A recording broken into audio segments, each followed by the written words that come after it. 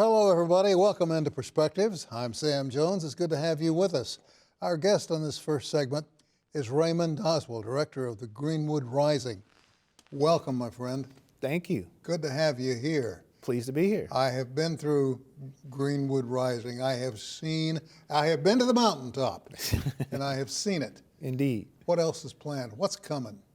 Well, I'm a new director here, so only been there for a few days, but we're very excited about the future of Greenwood Rising. It's done such a wonderful job of educating people about what happened in the Greenwood neighborhood, both the triumph, the tragedy, and the rebirth of the neighborhood. And I hope to just keep that great momentum going. It's a funny thing, when you drive through, you get the feeling that the growth factor isn't over, that there's a lot more coming. Yeah. I think one of the things that's been talked about is moving or somehow eradicating the interstate and that high berm that goes with it. Has there been any more discussion about that? Not to my knowledge, so there's still a lot that's going on there that I'm still learning about. But I tell you, there is a good feeling of what I see in my few days here of camaraderie within the neighborhood, of folk wanting to come and experience the neighborhood, especially our out-of-town visitors. And I think you're hitting on something in terms of people feel that the best days are still to come. Well, I have to share something with you. There's the feeling that I got, because we parked close to the front door, got out to go inside, and I had to stop because there is a feeling of you're welcome. Come in, you're safe. This is history. You need to see it, you need to know it, you need to learn it, you need to know how it was lived. Right. I don't think the Tulsa Massacre was talked about in school when I was a kid.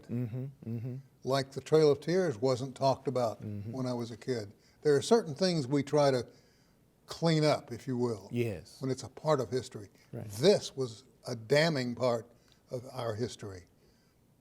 And I hope, I hope against all odds that the Greenwood area will rise to the occasion and become that star that it deserves to be.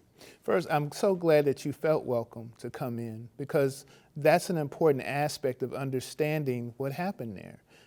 People need to understand that this is part of their history, both the beautiful side and the ugly side. But you can't get to full reconciliation unless you have truth. Right. And you came in and you were able to learn the truth about what happened there. And as I said, there's, and the Trail of Tears is part of that story too, because of that is how many of the African Americans who came to Tulsa came there through the Trail of Tears, because they were slaves from the natives who came here.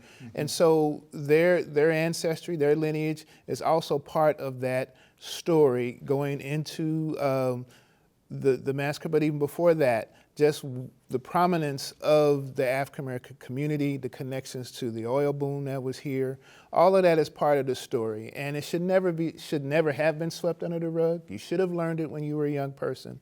But thank goodness this institution is here so you can learn it now. You know, and you will learn more about the area the longer you're here. But there was a time in Tulsa when the railroad tracks separated North and South Tulsa. If Count Basie or Duke Ellington or any number of jazz greats came to town, they would play a gig or a show in Tulsa, South Tulsa first, and the next night they played North Tulsa. Indeed. And the town was jumping. It literally was jumping off its foundation, because there was a woman named Cleora Butler, whose a name I give to you. Please read about Cleora Butler. She was a cook for the Phillips family for a number of years, and her mother was a cook. But Cleora collected stories, and when the big bands would come to town or black entertainers would come to town, they'd be housed not in a hotel, but in private homes. That's right. And the meals, she said, you could smell the food all over that part of the city. I come from Kansas City, where Oh, Jazz Haven, you know, sure. and for years I worked at the Negro Leagues Baseball Museum, and it's similar in every city like that. In Kansas City, that neighborhood was 18th and Vine, similar to Greenwood, and there was the street hotel that was there on the corner at 18th and Paseo, and that was the black-owned hotel. So Ellington and Basie would play downtown at the Mulebach, but they couldn't stay there. They came to 18th and Vine and they stayed at the street hotel. So you could be just like you and I, sitting in the lobby, and Duke Ellington would walk by, or one of the famous Negro League baseball players would walk by, and they ate in El Nora's Cafe, which was part of the hotel. They went to the Blue Room, which was part of the hotel, and the Mutual Musicians Foundation, which was the Musicians Union Hall, where the black musicians would go after playing gigs downtown.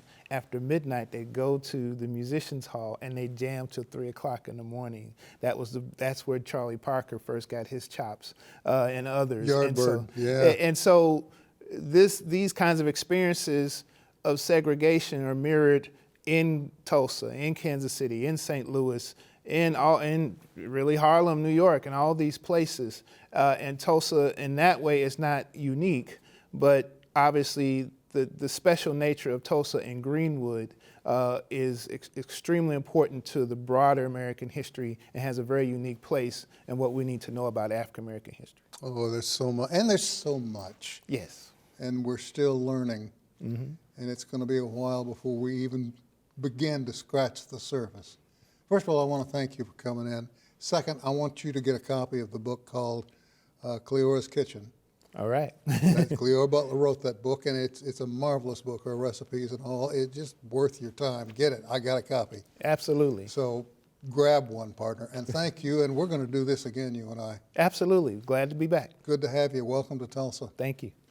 We're all out of time. Thank you for joining us, and thanks to our guest for this first segment, Raymond Doswell, director of Greenwood Rising. If you have not seen it, shame on you. Go down and take a look at it. Go down there and visit the folks and shake hands and introduce yourself. You'll love it and they'll love you. We'll see you right after this.